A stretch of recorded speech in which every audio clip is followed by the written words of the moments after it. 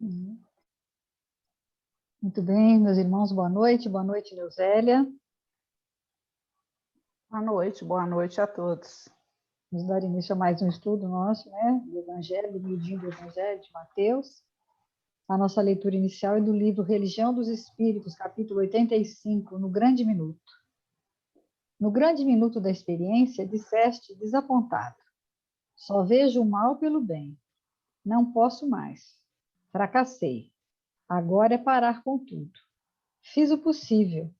Não me fales mais nisso. Estou farto. Ah, isso é muito difícil. Em tudo é desilusão. Sofri o que chega. Continue quem quiser. Ninguém me ajuda.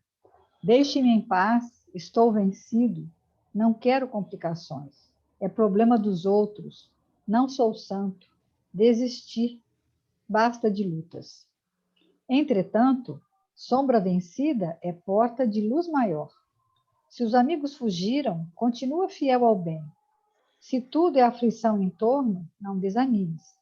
Se alguém te calunia, responde sempre fazendo o melhor que possas. Se caíste, levanta-te, renovado, e corrige a ti mesmo. Não existe merecimento naquilo que nada custa.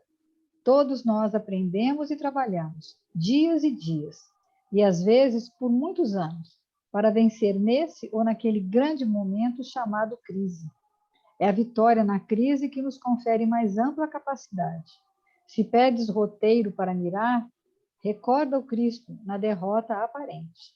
Humilhado e batido, supliciado e crucificado, torna ao mundo em espírito, sem que ninguém lhe requeira a volta.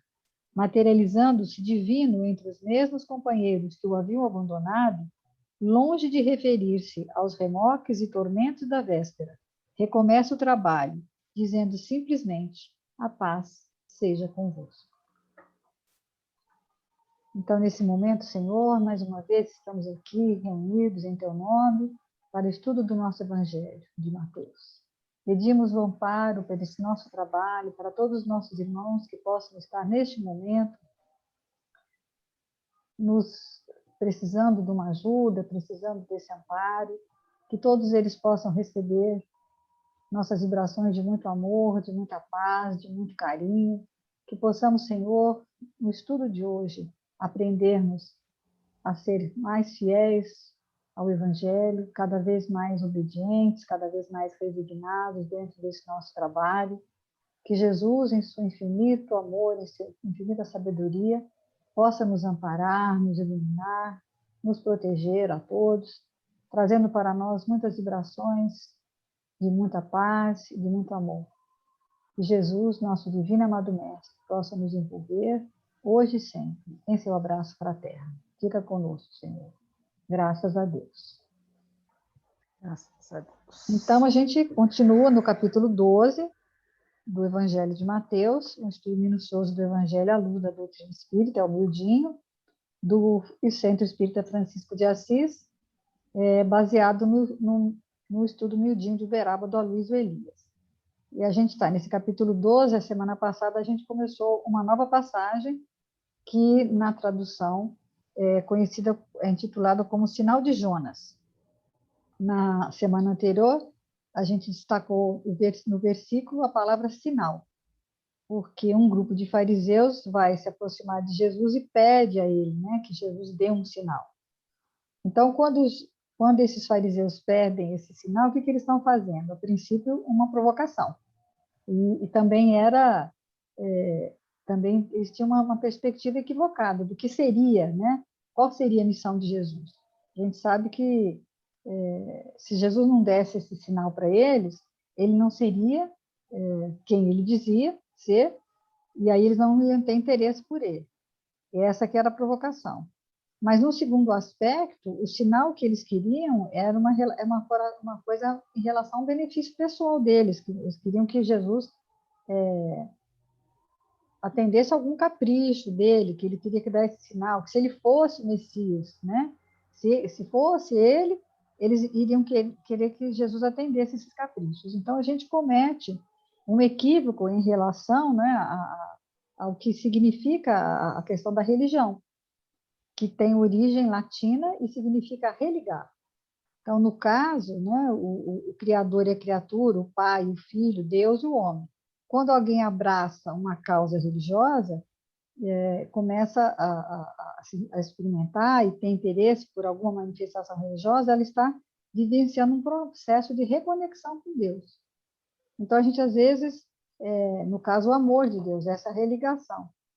Então, é isso que a religião vai ser, mas a gente tem essa questão ainda de que se você me der uma coisa, que se Deus te der uma, se Deus fizer uma coisa, você dá outra para ele.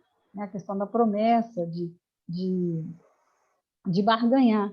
Então, quem procura a religião buscando que eles queriam, né? Um Deus que vai resolver o seu problema, uma coisa personalizada, não existe isso, né? Deus faz aquilo que é melhor para nós. Ele não vai atender os nossos caprichos, né? Então, até lá no livro de Êxodos, que o Haroldo está estudando, tem a questão da aliança. Qual que é a aliança com Deus? É a conexão com Ele. Mas essa conexão, existe um Deus pedagógico. A gente é muito imaturo, né? E a gente pede, às vezes, né, que Deus faça as coisas que a gente queria que Ele fizesse, mas nem sempre, né? Aí ele fala até que a relação que nós temos com os nossos filhos, né? A gente ensina a comer, a bater palma, a cantar, vamos aprendendo o que aprendemos, e aí com eles, até que eles tenham o seu processo de amadurecimento. É o que Deus faz com a gente. Um pai que atende todos os caprichos, né, que comete muitos erros, mas é preciso, dentro de você colocar limite, permitir que o filho viva as suas experiências, e é assim que Deus faz, porque Ele é um pai mais consciente do que nós somos. Né? O equilíbrio entre tolher um pouco ou deixar, né? Deus conhece Ele deixa você fazer, ele deixa você experimentar alguma coisa, mas também Ele não vai ser um pai relapso. Não é exatamente isso, né? Ele respeita o livre-arbítrio, né? Mas quando é necessário, né? Ele tolhe, né? Então, eu fiquei imaginando quanto que quando a gente começa a fazer esse estudo, né, essa questão da barganha que a gente estabelece, né? Então, quanto que a nossa posição religiosa ela ainda é viciada, né? Porque o tempo todo a gente continua sendo com os fariseus. Porque a nossa prece, por exemplo, grande parte delas é voltada para que Deus atenda aos nossos interesses pessoais. Verdade. Isso é muito sério, né? É uma coisa que a gente tem que parar para pensar. Igual eu fiquei imaginando essa questão hoje que a gente... e a gente vê isso até na internet, né? Então, o tempo todo é pedindo o quê? Para nos livrar da pandemia, né? Então, a gente ainda não tem aquele olhar para entender o quanto que essa situação tem que servir para nós como um mecanismo de aprendizado. O que a gente pode tirar de cada situação, de cada dificuldade que a vida tem apresentado para a gente. E as nossas preces ainda estão assim, viciadas, né? Se o meu filho, por exemplo, né, está com um problema, o que eu quero? Qual que é a minha conversa com Deus? Eu quero, né, se é um problema financeiro, se é um problema de saúde, né? Como que é? Qual é o nosso pedido, fala que né? o sinal de Deus tanto pode ser a cura de uma doença, como pode ser o diagnóstico de uma doença. Mas a gente não aceita isso, né? A gente quer a cura, né? A gente não quer a doença, a gente quer... Um contrato de trabalho ou um desemprego. Um desemprego. É uma demissão, né? Então, vai ser que o que for mais oportuno para o nosso amadurecimento, né? Que ele vai conceder para a gente aquilo que é como se a gente fosse crianças espirituais só gostando de guloseimas, né? A balinha, o doce, o lado prazeroso.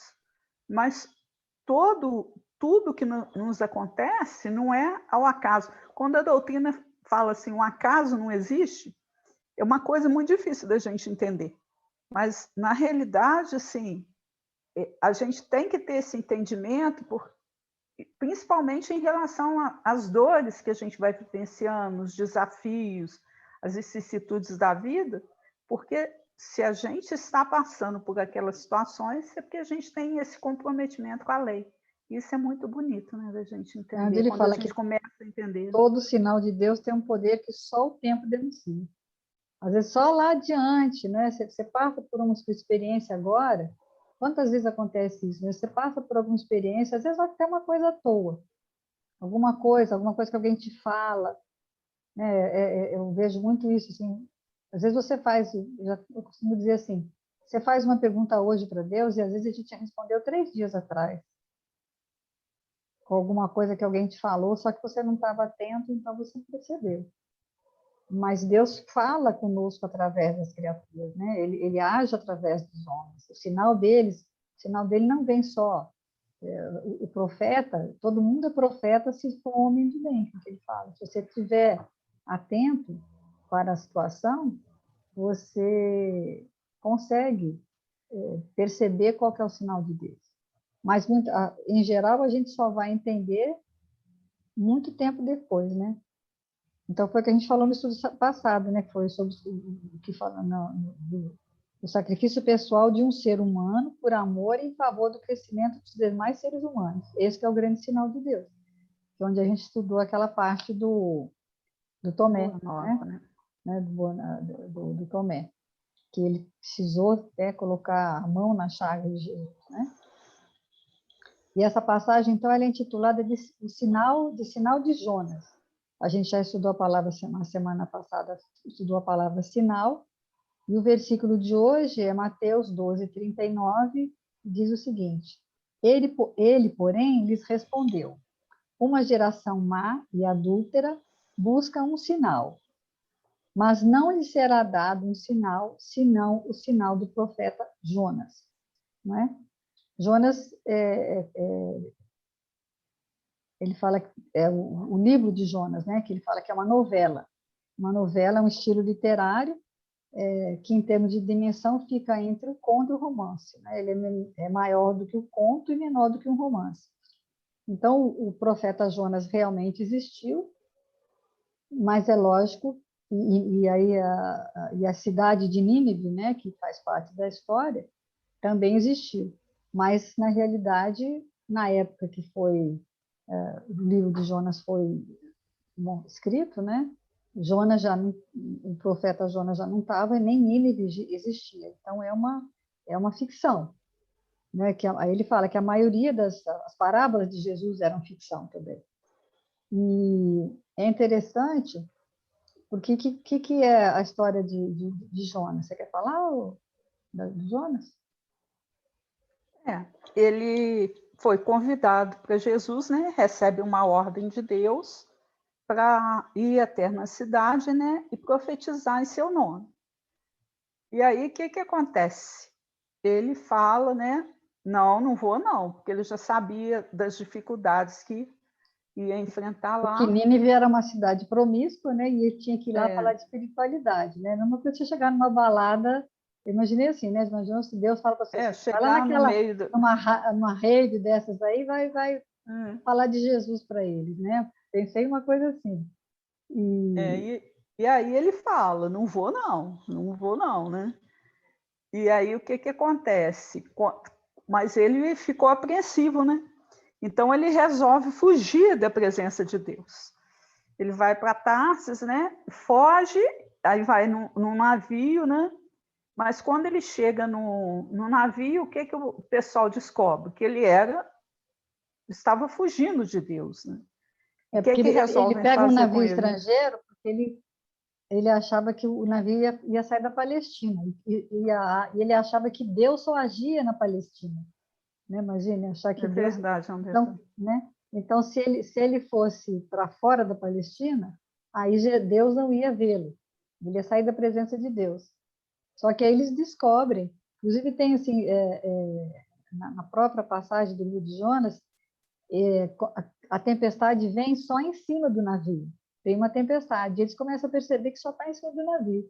Então, eles fazem um sorteio para saber por que é muito muito simbólico tudo, né? Lógico, isso não aconteceu de fato.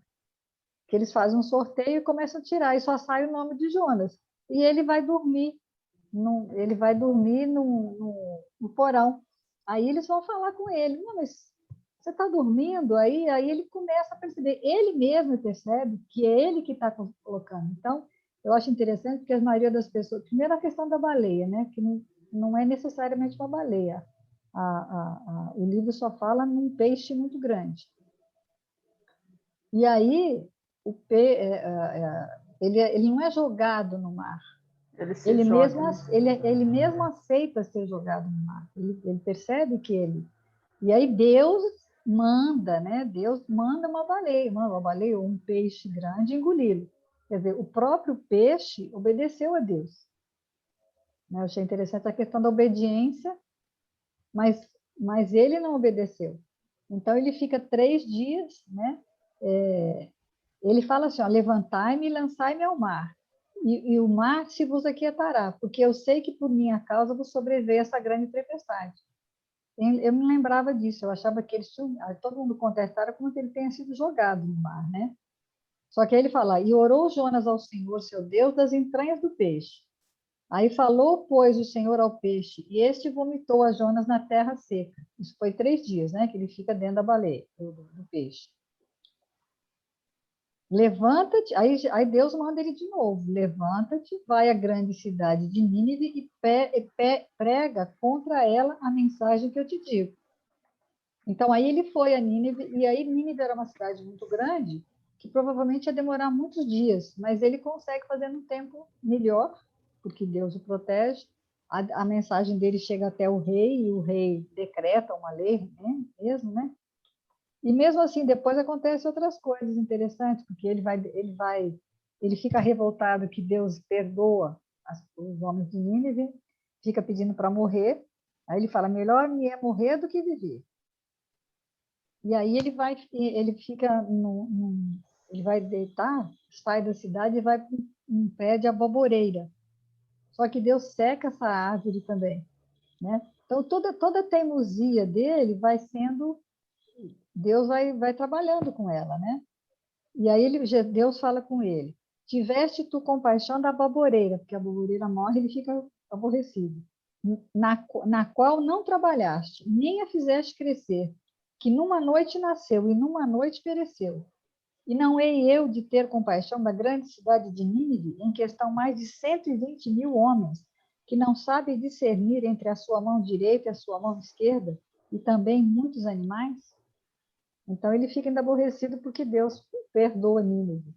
Então a história é interessante porque fala muito, é isso mesmo, né, que a Luísa vai falar, da questão da desobediência, que ele desobedece a Deus, e essa desobediência dele é que vai gerar toda essa situação. Ele fica aqueles 3 dias preso dentro da baleia, e nesse momento ele estava refletindo sobre isso que E aconteceu, é né? interessante, né, que ele mesmo chega à conclusão que ele seguia a causa, né?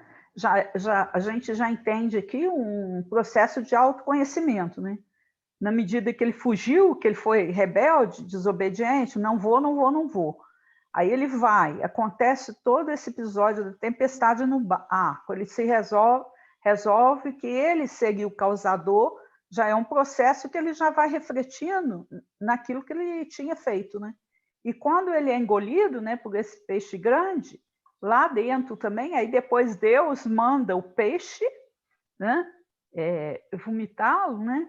Mas ele também, dentro do peixe, ele já muda o pensamento dele, na medida que ele faz uma prece, né?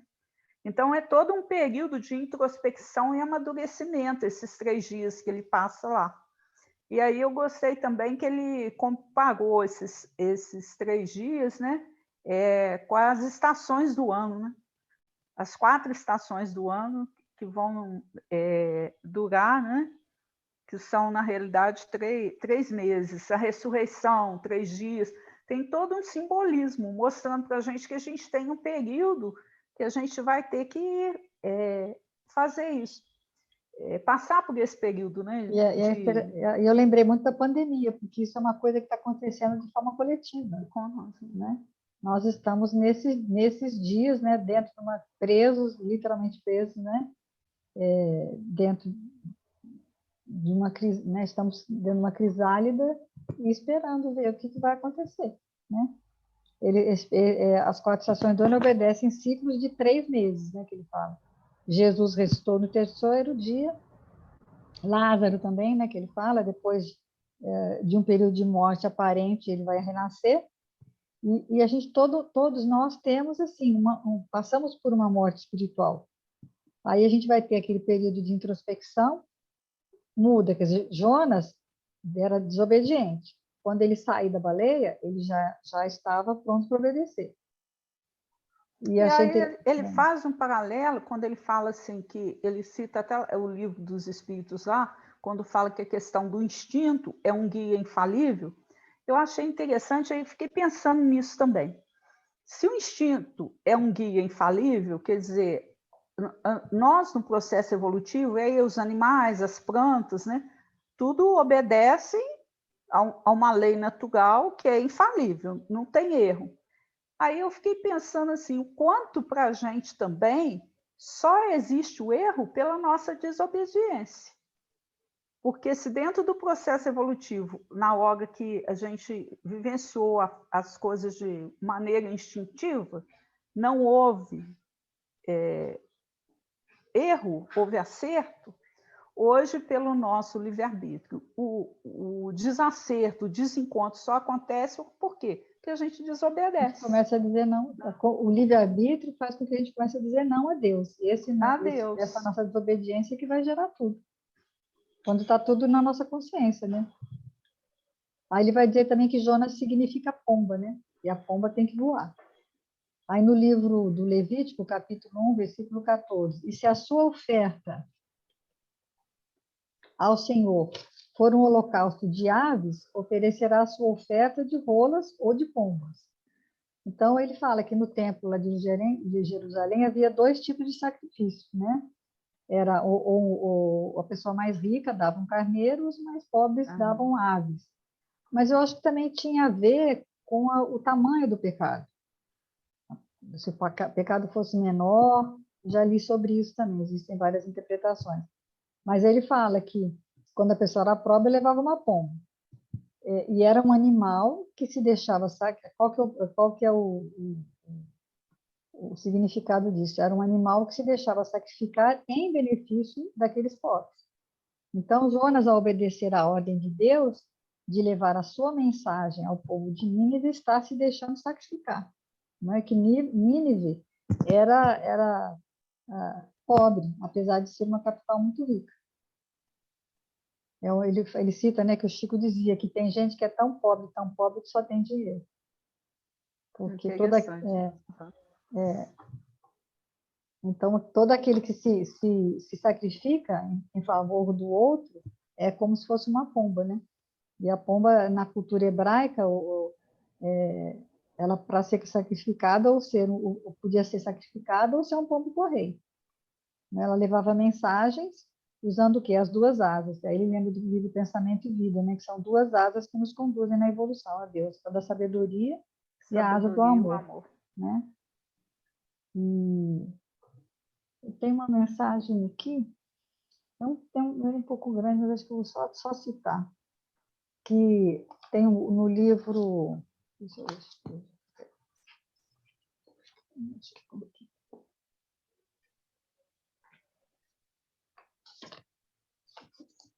No livro No Mundo Maior, capítulo 5, que fala do poder do amor, que é a irmã Cipriana, que ela vai atender, vai fazer um atendimento, e ela conta que ela viveu igualmente na Terra, que padeceu muito, perdeu seu sonho, perdeu o esposo, depois ela fica doente, o esposo abandona, então conta toda a história dela, né? Só que ela não desanima, então ela fala com a pessoa que ela está atendendo, quem de nós, meu amigo, poderá apreender toda a significação do sofrimento? Indaga-as a razão por que permitiu o Senhor atravessar-se tão dura prova. Não será o mesmo que interrogar o oleiro pelos motivos que o compelem a cozer o delicado vaso em calor ardente, ou inquirir do artista os propósitos que o levam a martelar a pedra bruta para obra-prima de estatuária? A dor expande a vida e o sacrifício liberta. O martírio é problema de origem divina.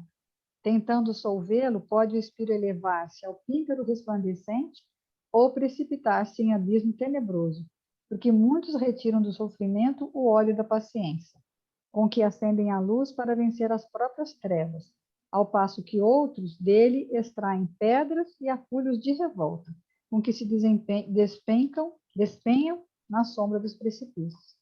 Quer dizer, é a sua forma, né? Você vai usar o seu livre-arbítrio de obedecer, e mais do que obedecer, porque aí ele vai falar, uma coisa é obedecer, aí você fala assim, eu vou, mas eu não concordo. Mas quando você tem a resignação, quando você vai realmente, porque você entende que aquilo é o melhor. Então, a irmã Cipriana, ela, apesar de todo o sofrimento que ela sofreu, no final, ela continua mantendo a sua fé e continua se mantendo, e ela que vai atender acho que na história são dois. Eu teria que ler o capítulo inteiro para poder saber. Mas é bem interessante essa questão de como você sofre, né? E ele chamou a atenção também da questão do pombo, né? Que o pombo também era um pombo correio, né? Que era um mensageiro da sabedoria e do amor. Mas tem um profeta que não profetiza, que é o cansado, que é o preguiçoso. Que é o E aí caso ele do Jonas, cita, né? que é o caso do Jonas. Aí ele cita a frase de Francisco de Assis, né? Que é a questão da mensagem, né? Irmãos, evangelizemos e, se preciso, usemos a palavra. Então, olha como é que a gente vem estudando todo esse percurso, né? Estudando a questão da palavra, do logos. Então, a nossa evangelização maior, quando que a gente vai ser realmente um mensageiro de Deus? Quando você é a mensagem. Sem falar, né? Sem Não precisa falar. falar. No silêncio, né? Aí eu lembrei até da Madre Teresa de Calcutá, né, que foi entrevistado. Um repórter falou: o que você está fazendo? Conversando com Deus. Mas o que ele está falando? Nada, eu só estou escutando. O que você está falando para ele? Nada, ele só está escutando Eu só também. estou Então, quer escutando. dizer, a conversa com Deus, a mensagem divina é no silêncio. O maior pai educa o filho sem palavras. Então, o silêncio fala por Deus. Porque Deus não tem boca, tem? Então, a gente precisa desse silêncio para ouvir Deus. É muito lindo isso, né? E a gente é tão barulhento, né? E aí ele fala, né, que se de todos os 10 mandamentos ficassem só aqueles que são afirmativos, já bastaria, né? Que amarás ao Senhor teu Deus e honrar pai e mãe. Então, o mais sábio, o espírito veterano, às vezes pode ser seu filho, às vezes não necessariamente pode ser o pai da família, né? Porque tudo todos esses ensinamentos têm muita simbologia, né? E a gente tem que isso que a gente tem feito aqui, esse estudo, está mostrando como por dentro, por baixo do texto, tem tanta coisa que a gente pode tirar. E como é importante você ter esse conhecimento do Velho Testamento também. O Haroldo Dutra fala que é como se eu fosse uma tocha passando de mão em mão. E a gente não pode renegar. Logo no princípio do livro do estudo de Gênesis, do Haroldo, acho que é no episódio 6, ele cita um livro que chama Ética do Sinai, que até eu quero ver se eu compro esse, que ele fala das questões éticas do Talmud, voltadas para o homem do século XXI. Então, tem essa interpretação bíblica que ele vai... É interessante assistir o capítulo, que é bem legal, mas ele fala nas quatro... as quatro abordagens, né? Os 4 níveis de interpretação da Torá. Então, ele fala, chama Pardes, Pardes significa jardim, mas na realidade é um acróstico. P de Peshat, que é sentido literário, R de Remes, D de Derache, ou o Midrash, que é o que a gente faz aqui, né? E o Sod. Então, ele começa assim. Primeiro existe o texto, tudo. Então, e aí ele fala que o povo hebreu, né, o Velho Testamento, que ele até não gosta de chamar de velho, ele fala que fica parecendo uma coisa que não presta, né? Mas o antigo, as escrituras antigas, elas é uma tradição hebraica, e que eles estudam isso há 3.500 anos. Os protestantes estudam há 500 anos, os católicos há 1.500, e o espiritismo estuda há 150 anos. Então, você não pode negar a condição deles de maior entendimento disso. Então, o primeiro sentido é literário, então você não pode deixar o texto. Então, por exemplo, quando fala lá que no princípio a terra era vazia, você não pode começar a dizer que a terra era cheia, é o que Haroldo fala. Então, você não pode desprezar o que está escrito. E antigamente as crianças até decoravam, né? O segundo é como você lê, que é o Remes, mas sem desprezar o que está escrito. Aí ele conta que aquele pessoal lá, o Leãozalho, Sobral e o Honório, faziam esse estudo do Evangelho, às vezes só com dicionário. Eles não tinham o recurso que tem hoje em dia, né? Eles tinham só os livros espíritas e esse midrash que eles iam fazendo, que é o derash ou midrash, ele vai fazer a associação. Mas o Remes, o que é? É a metáfora. Então, diz que ele um dia estudando, diz que o Honório pegou com ele assim o texto onde fala de Moisés, que Moisés estava num cesto divino. Então, você não pode dizer que ele estava numa cama, é o cesto, é o texto. Mas aí ele vai estudando o que é o betume, qual que era o significado, a metáfora do betume, que significava. Então, esse sinal de Jonas, qual que é o sinal de Jonas? Né? Então, a gente tem que ter esse entendimento. E aí, o que é o Midrash? É a associação, que é o que a gente faz aqui, a gente traz textos, que é o que o Emmanuel faz no livro Fonte Viva. Ele pega um texto, um versículo, e vai associando ele com outras coisas. É uma associação, um nível de associação, faz conexões. E o último é o Sod, que é o significado mais místico, né? Que até eles usam a Kabbalah. Que aí ele diz que a Kabbalah é o espiritismo do judaísmo. É o esoterismo, a metafísica, aí já é uma coisa mais profunda, então é um outro nível. Mas só da gente já entender, chegar, nós que nós estamos fazendo, já é um terceiro nível de entendimento. A gente tem que... E que existem, o que ele fala, eu sei que ele falou que é interessante, que as interpretações não são fechadas, nem Jesus fechou, porque eles falam que no Talmud comenta, tal qual a rocha que se parte em muitos fragmentos ao golpe do martelo, assim cada palavra do Santíssimo foi dividida em 70 expressões. Cada texto tem, simbolicamente, 70 interpretações. E 70 também é um número místico, porque significa inúmeras, múltiplas, que às vezes eles falam, né, 70 faces da Torá. Então, um versículo pode admitir muitos significados. E nem Jesus fechava. Jesus contava uma parábola, depois dela ele passava para outra para explicar aquela.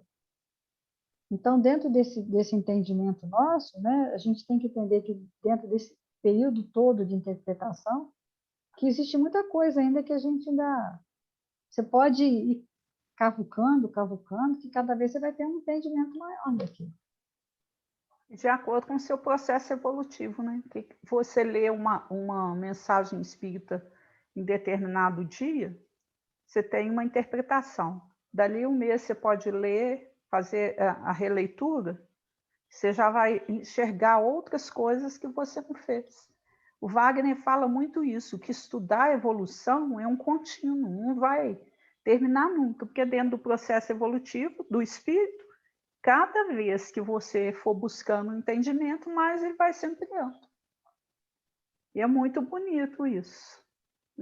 Eu mesma, depois que a gente começou a fazer esse estudo do miudinho, tinha coisas assim que eu jamais imaginaria que seria dessa maneira. Eu, para ser sincera, há um tempo atrás, eu fazia parte dessa ala assim, né, do espiritismo, que acharia a maior bobagem ter essa preocupação com o Antigo Testamento. E hoje eu vejo o quanto que as coisas né, Se é um associam, né? E somatório, vão dependem. se associando e vai clareando o seu entendimento. É. E isso é muito bom. Esse capítulo do Haroldo, do estudo de Gênesis, é o 6º capítulo. Ele está no 6º episódio, ele vai começar a estudar agora. Não sei, eu não acompanhei todo esse estudo, não. Mas essa explicação é bem legal, que ele dá de todo. E até esse livro que ele cita parece ser um livro muito interessante, porque é como o texto é estudado, né? Mas numa perspectiva do século XX. Para que serve o texto, né? Como você lê ele, e como você interpreta, e depois como você sente aquilo, e como você vai viver aquilo, né? E quando ele fala a questão, né, dos 10 mandamentos, para a gente se deter realmente nos 3 primeiros, né, que são mais afirmativos, porque o resto é não matarás, não, né? É uma coisa mais É a básica, questão né? mesmo da desobediência a Deus, né? Porque se você tem que amar a Deus sobre todas as coisas, Você não pode então colocar nada cada acima vez que dele, né? você ama o seu filho, a sua família, o seu emprego, você está estabelecendo o quê? Uma idolatria, né? Criando outros deuses, na medida que você coloca tudo isso, que é apenas matéria, né? Na mesma dimensão de Deus, né? Aí você cultua o ego, que é o que Ou o maior. Jonas fez, né? Por que ele não queria ir para Nínive? Porque ele queria garantir a integridade física dele, é o egoísmo, né?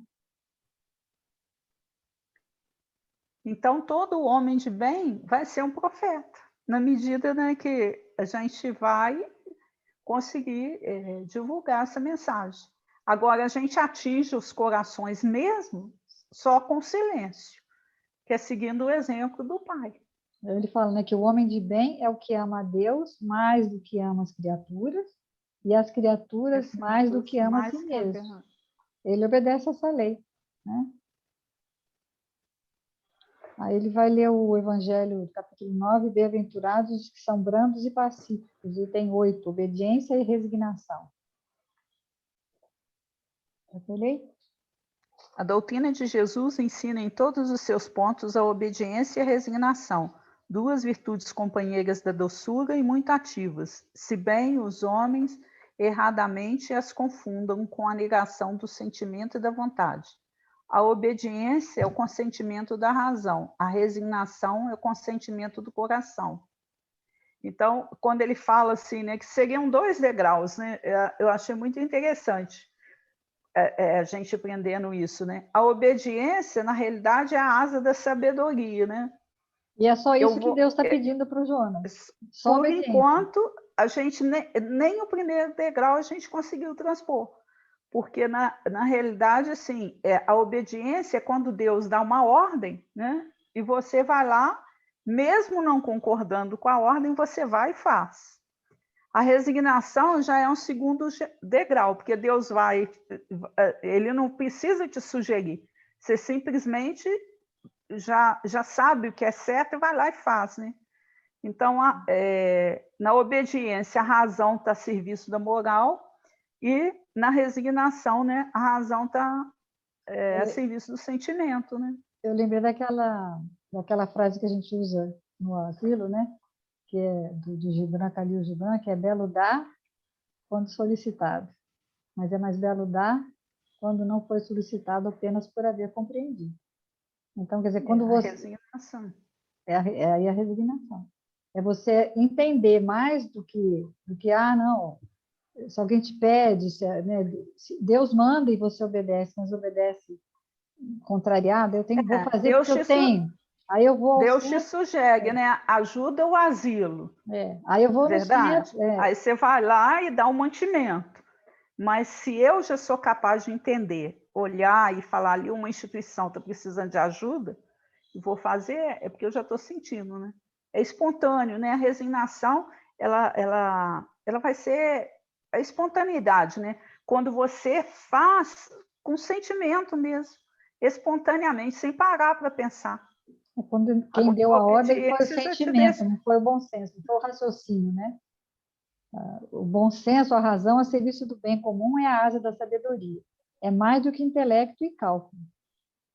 É sabedoria, a razão a serviço do bem comum. Aí, você movido pela sabedoria, você obedece. Deus não está pedindo a Jonas mais do que obediência, né? Só obediência. E eu achei interessante quando ele fala também que a gente ainda está rastejando, né? Na horizontal.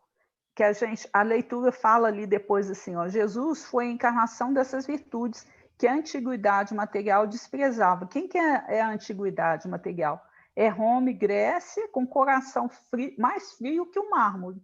E hoje a gente continua pensando e agindo como os romanos e gregos, na medida que a gente está estabelecendo ídolos, né? Então, a gente sabe crescer e o tempo todo a gente está preocupado em crescer profissionalmente. Você quer passar num concurso, trocar de carro, viajar, ganhar dinheiro, comprar uma casa. Isso tudo a gente está atribuindo o quê? É muito triste da gente entender isso, né? Eu ainda fiquei pensando, falei, meu Deus, como que a gente está longe? Mas você está estabelecendo uma idolatria para mim, né? Eu quero para mim. É o personalismo. É o egoísmo trabalhando em nós. Então, o quanto que a gente tem que lutar para vencer isso, né? Aqui, ó, a virtude da vossa geração é a atividade intelectual. Então, hoje a gente vê isso claramente. Nossa, a atividade intelectual está aí, né? Em termos de progresso material, a gente tem demais. Seu vício é a indiferença moral. Então, toda resistência orgulhosa terá de cedo ou tarde ser vencida. Então, quer dizer, quanto mais a gente trabalhar o egoísmo e o orgulho em nós, sermos desobedientes, vai chegar uma hora que não adianta você falar, né? Não, não, não, não, que Deus vai te levar, né? Porque é o que ele fala. Na obediência, Deus tem que criar essa situação, né, que ele fala, silenciosamente. E lá no fundo fala, ó, faz isso aí. Na resignação, ele não tem que criar situação nenhuma, você simplesmente faz. Aí ele dá aquela, na linguagem empresarial, é quando você tem um funcionário que ele é proativo. Você não precisa pedir ou falar com ele já faz. Aí na sabedoria, movido pelo cérebro, você é só reativo. Aí tem o programa, né? O bom funcionário é aquele que não espera a ordem para fazer. Quando o chefe pede, ele já fez.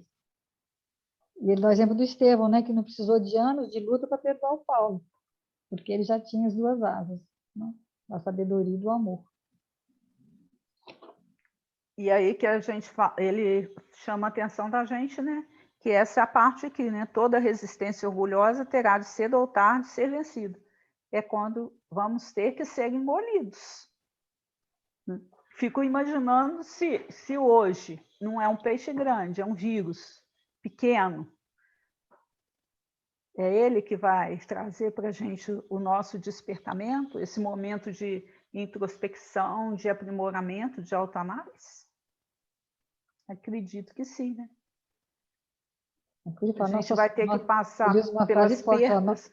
Nossa sociedade tecnológica do Black Friday rasteja como uma lagarta, né? Porque é só o intelecto mesmo. Nós ainda somos, o homem moderno ainda pensa, né, de uma forma, cria os filhos da mesma forma que o Públio Lentulus criava a Flávia, né? Bem vestida, com bastante cultura. Comida, cultura e roupa. E roupa, né? A gente ainda, quando nós cultuamos o poder das armas, os feitos militares, estamos raciocinando como romanos. Não tem sabedoria nem amor. Não voa, rasteja. E aí vai ser engolido. Né? Gostei da comparação que ele fez também, que ele falou que a gente é uma grande árvore de Natal, né? Só tem adereços e brilhos. Ai, me Por doeu. Me doeu porque... Me doeu. Dezembro, quando eu for montar a árvore de Natal, vai doer, né? Porque o que, que tem na árvore de Natal? É Nada. triste? Nada. O que, que tem de utilidade, né? É lógico que tem a questão lúdica, a questão... Aí ele fala que o nosso currículo é uma árvore de Natal, cheia de penduricalho, tudo que está pendurado é inútil. Então, que a nossa intelectualidade, nossa mente hoje é como se fosse uma árvore de Natal, só tem brilho e adereço. Você vai pendurando o quê? Os cursos, os artigos, a pós-graduação. Aí ele dá o exemplo do passarinho, né, do sabiá. O sabiá Do sabiá, né? vai lá no pé de mamão, ele chega lá e fala para ele assim, não, olha, eu sou pós-graduado, tenho curso de... Não, ele só chega porque... Vai comer o mamão lá numa boa, né? No dia que a minha racionalidade, né, obedecer ao amor de Deus como instinto do sabiá, estou mais perto da felicidade. É muito lindo. Tem uma passagem aqui, nesse livro, Agora e o Tempo, que ele fala a questão do... no capítulo 20, que ele fala assim, é pequenininho, mas eu achei interessante também. Às vezes nos afligimos solicitando orientação. Estamos certos ou errados, tomando esse ou aquele caminho? Acaso devemos fazer desse ou daquele modo aquilo que nos compete? Entretanto, é importante pensar que a divina providência colocou tanto senso natural de escolha nas criaturas que a própria mosca sabe onde se encontra o açúcar. Então a gente acha, porque às vezes você fica assim tão envolvido no personalismo, você fala assim, mas eu não sei o que fazer, mas você sabe o que fazer, porque Deus te colocou tanto senso natural, onde que está escrita a lei de Deus? Na consciência. É dentro de você que está a resposta para tudo. Então não existe erro, a gente só erra porque é desobediente. Eu achei interessante ele falar que a gente não tem que preocupar com as virtudes, que a gente gosta muito de falar das nossas virtudes, né? Mas... Ou pensar, você pensa mais nas suas virtudes, mas você não precisa se preocupar com as virtudes, porque elas já estão aí. Você tem que preocupar com o quê? Com os vícios, porque é o vício que você tem que combater. Então, a gente tem que analisar, é isso que a gente tem que analisar, mas a gente fica muito focado naquilo que a gente já faz de bom. O que você faz de bom, você já faz mesmo. Você tem que esquecer. Mas a gente quer o quê? Por egoísmo, por soberba, a gente quer ser elogiado, O a gente quer orgulho, você quer ser elogiado. ser reconhecido, né? Então, pensei muito nisso. A gente, pensando dessa forma, você acaba esquecendo, você foca na virtude que você já tem e não trabalha para combater o vício, que esse sim é que você tem que ficar focado nele, né? Eu gostei também quando ele falou com a gente, né, fala no estudo, né, chama atenção que a gente tem o comportamento, se comporta sempre como patrão. A gente olha para o outro como se ele fosse o nosso funcionário, né? É meu funcionário. Então, e aquela questão do patrão, né, do poder, eu estou querendo que o outro esteja à minha disposição, me sirva, né? Agora, Deus, não é isso que Deus fala. O que Deus diz para a gente? Qual que é a proposta dele? É a compaixão, o limite, né? Ele ainda dá o exemplo do ponto do ônibus, né? Que se eu chego num ponto do ônibus para tomar um ônibus e eu chego lá, tá sentado alguém que eu tenho maior dificuldade com ele, né? Deus colocou ele ali para ver se você vai, né? É o sinal aí, oculto, né? Qual que é a mensagem de Deus? É compaixão, dá um bom dia, senta ao lado, conversa, puxa conversa, né? É obediência. Ainda que você não Obediência. queira, né? A gente não faz isso. Aí você Normalmente não atravessa a faz. rua, finge que não viu. Essa E eu questão da finjo máscara ajuda muito, né? Porque a pessoa às vezes nem te reconhece, tomara que não me veja nem que sou eu, né? conhece. Ai, que bom que eu estou de máscara, que não vai nem me ver. É o filho também que não tem carteira, querendo a chave do carro, né? Aí qual que é o recado de Deus? Dê limites. Mas qual que é a nossa questão? Ah, meu filho, coitadinho, mas ele, daqui uns dias ele vai tirar a carteira e tudo mais, ele libera a chave do carro. É questão de desobediência. E a gente, o tempo todo, a gente desobedece. Ele vai falar que o Porque o tempo materialismo, todo... né?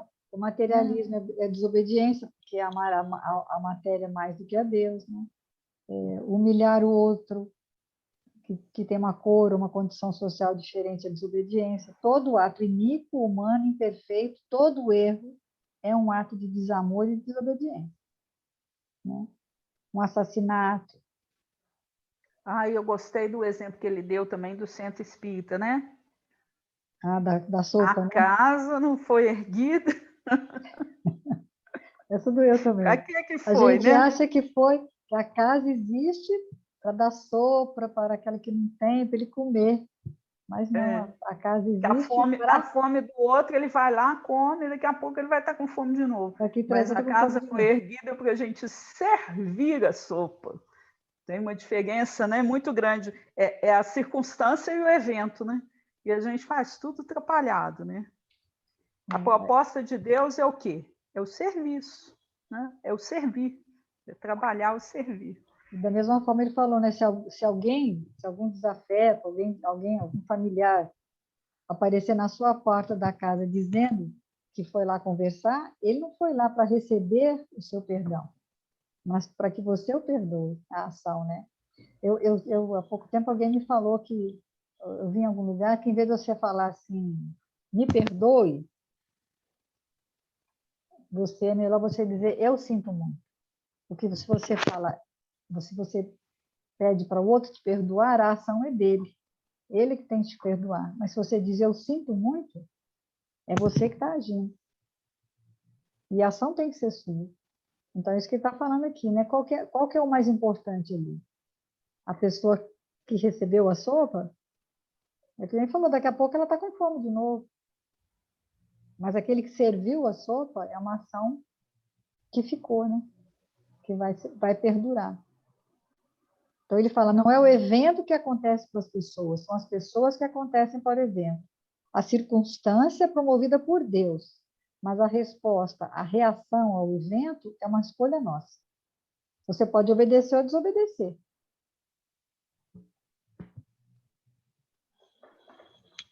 Se alguém te pede alguma coisa, você pode dizer sim ou não. Se ele pede perdão, você pode perdoar ou não. Se obedecer a um homem de bem, fui profeta na causa de Deus e em benefício dos homens. Então, todos nós podemos ser, de alguma forma, profetas. Né? A relação do profeta, um profeta pode ser um representante de Deus junto aos homens, ou um representante dos homens junto a Deus em circunstâncias diferentes. Aí ele vai dizer, quando Jesus sobe no monte, diz o Sermão do Monte, ele está sendo um representante de Deus junto aos homens. Mas quando ele sobe no Gólgota e é crucificado, e fala, Senhor, perdoa que eles não sabem o que fazem, aí ele está sendo um representante dos homens junto a Deus.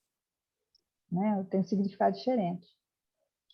Então, o que é o profeta? O profeta é esse mediador que tem uma experiência religiosa, né? Ele tem um sentimento, uma conexão com Deus religiosa, por excelência. Então, ele está sempre numa posição mediadora. Só que, por isso que eu me lembro que, não sei se foi o Vinícius que falou que todo profeta incomoda o sacerdote. Porque o sacerdote é aquele que está lá, já com os vícios dele, com as questões materiais, e ele vai mudando, né, dentro do que vai acontecendo, vai sendo mudado. Aí o profeta, ele tem uma experiência de conexão com Deus, e Deus fala assim, ó, não está bom, isso aí não está certo. Aí ele vai falar o que Deus está querendo que seja mudado. E aí o sacerdote que está lá na zona de conforto dele, ele fica incomodado. Somos nós, né? Quando Deus fala com a gente aquilo que a gente tem que fazer que é o que aconteceu com Jonas, e a gente não quer fazer, a gente quer, na verdade, o que a gente quer é desobedecer, o que acontece? A gente quer fugir, né? Quer ir para o barco, no cantinho, ou para um cantinho, para ver se Deus não vê a gente e deixa a gente quietinho lá. Mas o profeta, por isso que ele incomoda, porque ele vem trazer um recado daquilo do que de fato tem que ser feito, porque a gente vai desvirtuando tudo e vai dando justificativas, né, para aquilo que a gente fez de errado. Então, o livro, aí ele vai falar do livro Instrumentos do Tempo.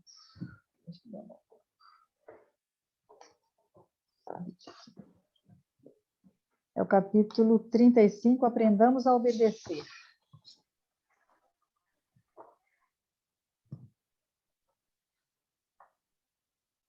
Recorda que a obediência é o alicerce da ordem, nos mais recuados círculos da natureza. Aprendamos a obedecer se realmente nos propomos concretizar o ideal superior que abraçamos. Obedece à árvore ao decreto divino que lhe prende a raiz ao solo e converte-se em gênio protetor no caminho das criaturas. Obedece à fonte a determinação de mover-se colada ao solo. Transforma-se em corrente de forças fecundantes que favorecem no campo o perfume da flor e a alegria do pão. Tudo que representa utilidade à mesa da civilização encontra na obediência a sua razão de ser. O animal obedece e domestifica-se. A semente obedece e produz. Não ouvides que no cristianismo é preciso confiar o coração ao divino artífice que é Jesus, para que nossa existência lhe receba a santificante vontade. Não vale procurar o evangelho para dissipar os tesouros em manifestações palavrosas, quer dizer, blá, blá, blá, né? Sem dúvida, ensinar é capítulo importante do nosso trabalho, que não podemos e nem devemos olvidar. Imperioso, porém, reconhecer que somente ensinaremos com segurança, aprendendo por nossa vez, na escola da disciplina, à frente do Cristo, submetendo nossa posição inferior ao sopro criativo de sua bondade e sabedoria, obedecendo a Jesus e conformando-nos à verdade que ele personaliza em seu exemplo de amor e luz, converter-nos-emos de beneficiários em aprendizes, de aprendizes em servidores fiéis da sua doutrina de redenção, no curso do tempo incessante. Aprendamos a viver sob o jugo do Senhor, dentro da nossa liberdade de escolher o próprio caminho, de vez que somente pelo cativeiro voluntário aos nossos deveres é que caminharemos para a nossa definitiva emancipação. Então é isso, né? É a questão de obedecer, mas não só, mas ter sempre a resignação, né? E aí achei interessante ele contar a história do desencarne do Chico, né? Que ele pediu um cafezinho, a pessoa trouxe um cafezinho quente, ele deu um golinho, aí depois postou as mãos no peito e disse graças a Deus e desencarnou. Eu me lembrei muito, que eu tinha muito medo de ver uma pessoa morrer, quando eu vi minha tia falecer, ela era muito religiosa também, e ela só levantou a mãozinha assim e partiu, sabe, assim, de uma forma muito serena.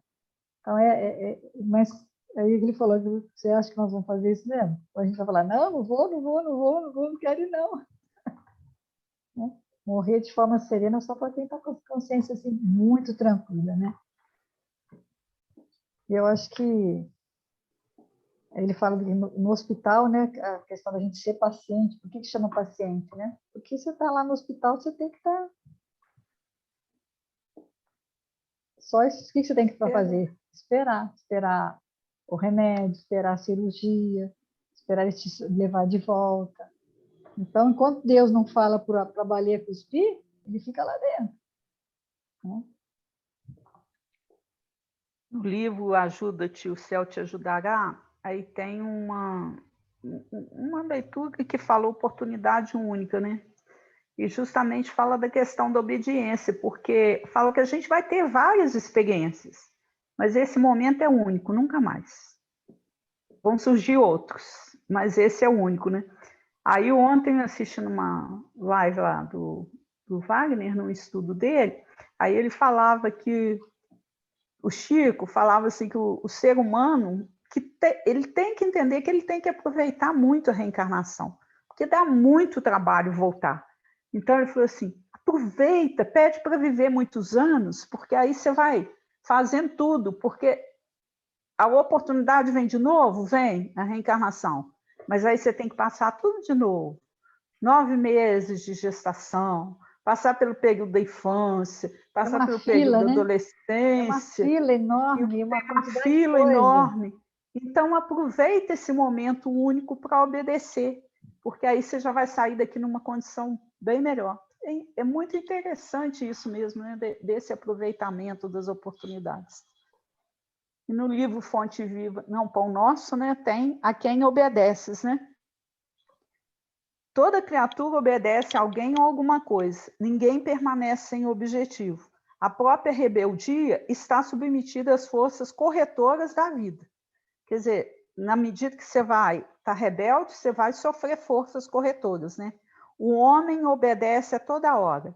Entretanto, se ainda não pode definir a própria submissão por virtude construtiva, é que não raro atende, antes de tudo, aos impulsos baixos da natureza, resistindo ao serviço de autoelevação.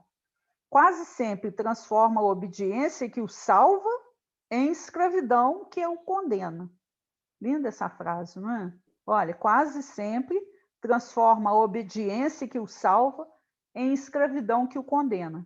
O Senhor estabeleceu as gradações do caminho, instituiu a lei do próprio esforço na aquisição dos supremos valores da vida e determinou que o homem lhe aceitasse os desígnios para ser verdadeiramente livre, mas a criatura preferiu atender à sua condição de inferioridade e organizou o cativeiro. O discípulo necessita examinar atentamente o campo em que desenvolve a própria tarefa. A quem obedeces? Acaso atendes, em primeiro lugar, às vaidades humanas ou às opiniões alheias, antes de observares o conselho do Mestre Divino? É justo refletir sempre quanto a isso, porque somente quando atendemos em tudo aos ensinamentos vivos de Jesus é que podemos quebrar a escravidão do mundo em favor da libertação eterna. É isso, né? A gente está escravo do materialismo. Todos nós estamos. Vale a pena a gente refletir nisso e ir tentando, né, aos dias e horas, e modificando isso. Eu tenho só mais uma leitura aqui para a gente finalizar, do livro Mãos Marcadas, capítulo Diante da Rebeldia. Quando o espírito de rebeldia se te aproxima do coração, segredando frases como estas: não adianta fazer o bem ou não merece sofrer, aguça os ouvidos da própria alma para que possas recolher as grandes vozes inarticuladas da vida. Em torno de ti, a árvore falará. Esforço-me de janeiro a dezembro, a fim de dar os meus frutos por alguns dias, em nome do Criador. Entretanto, além disso, preciso tolerar o rigor ou a diferença das estações, aprendendo a menorizar. E o animal te confessará: vivo debaixo do teu arbítrio e faze de mim o que desejas, por séculos e séculos, porque devo sofrer-te às ordens, sejas quais forem, para que eu possa um dia sentir como sentes e pensar como pensas. Medita na tolerância maternal da natureza que transforma o carvão em diamante, através das décadas e décadas de silêncio, e traça caminhos na pedra, usando a persistência de uma gota d'água. Dedica um instante de reconhecimento ao pão de que te serves, recordando que nunca lhe terias a bênção se a humildade não lhe caracterizasse a tarefa. Rebeldia é orgulho impondo cegueira ao coração.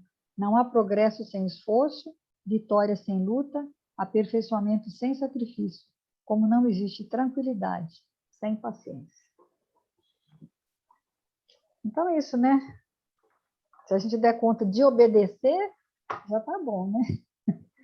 Mas a resignação é mais difícil. Né? Então, sair da baleia, né? Até que a gente dá conta de sair, mas sair satisfeito de dentro da baleia que é o problema. Sair feliz, oh, que maravilha. Mas é isso. E aí, chegamos ao final, né? Chegamos ao final. Eu tinha mais umas coisas aqui, mas sempre a gente arruma mais do que mas isso que eu falo, isso não acaba, né? Por isso que eu deixo na descrição do vídeo, porque a pessoa, dentro desse estudo, dá para fazer outro, dá para fazer outro, dá para infinito, porque tem tanto material, tanto Legal. desde o Antigo Testamento até a doutrina espírita, né? Tem tantos níveis, e dentro de cada um deles, tantos níveis interpretativos, que dá para você debruçar numa palavra, num simples versículo, nós ficamos aqui só falando de Jonas. Imagina, dá para pegar outra palavra dentro do versículo e seguir também. Acho que a semana que vem ele vai trabalhar o número 3. Vai ser legal também. Então, podemos encerrar. Então, meus irmãos, chegamos ao término, né, de mais um estudo nosso. Agradecemos a proteção amiga, agradecemos esse momento em que todos nós estamos vivendo. Com certeza, através das nossas dores, das dores dos nossos irmãos, estamos aprendendo a parar, a silenciar, a ouvir seus conselhos, a sentir essa necessidade que é preciso uma mudança nos nossos atos, atitudes e pensamentos. Vou encerrar com essa frase do Emmanuel, né? Pela palavras que digas, Jesus é admirado. Através de teus conhecimentos, Jesus pode ser visto. No fervor que demonstres, Jesus é louvado. Entretanto, só pelo serviço que prestes é que Jesus será entendido. E assim, amigos espirituais, na certeza desse amparo e dessa proteção constante, nós agradecemos e que as bênçãos que usufruímos durante esses momentos de estudo possam se estender a toda a humanidade sofredora. Continue conosco aos dias e horas e que assim seja. Graças a Deus. Até a semana, se Deus quiser. Semana que vem, uma boa semana a todos aí.